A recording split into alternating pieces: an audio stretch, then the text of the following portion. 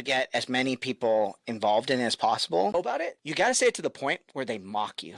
And this is something I learned as like an entrepreneur. They always said, like, how do you know you've communicated enough as a CEO? When you say it and they kind of mock you. Like, granted, you don't want to do it to the point where like it becomes a stupid inside joke on there, but like once you hear someone mock you, you like, you know it. I don't even have to say it anymore, So I would do that same thing with your community to build that up. And then I've had to give one more tip, because tips are good in 3, is that I would find a way from a technology, since we have a lot of tech people in here, find a way to make the login process, the single sign-on, think about that technology and that workflow now, because that's a big problem that even I've had. I tried to make the system I chose to be as seamless and easy as possible, but we recently added on like another technology to the community, and I didn't build a single sign-on provider that layered on top of everything. So it made it so I had to have people re-sign up in order to join an event. And so what I would recommend is, if you're planning on doing this structure, try to see if you can find like a single sign-on provider that can layer on top of your event apps, your community apps, everything like that, and make it so when they sign up for that one username and password, it logs them into everything.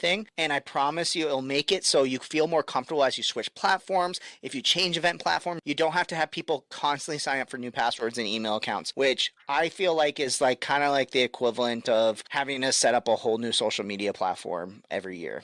Where do you see it going from here? Yeah, I think the event props community, my biggest goal with the community is to get as many people involved in it as possible, because one of the things I think where a lot of communities get scared is you hit this kind of like tipping point where you hit so many people and it becomes very impersonal and things like that.